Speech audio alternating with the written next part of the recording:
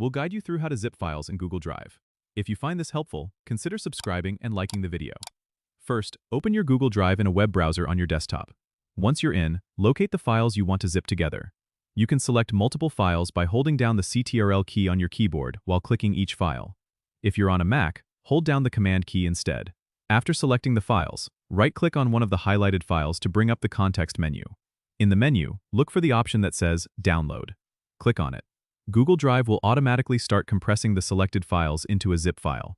This might take a moment depending on the size and number of files you've selected, so be patient. Once the zipping process is complete, your browser will prompt you to save the zip file to your local storage. Choose the destination folder where you want to save the zipped file and hit Save. Congrats! Your files are now zipped and downloaded to your computer. If you need to unzip them later, you can do so with any standard file decompression software. Remember, zipping files is a great way to consolidate and share them more easily, especially if you're dealing with large or numerous files. Don't forget to subscribe and comment if this helped you out.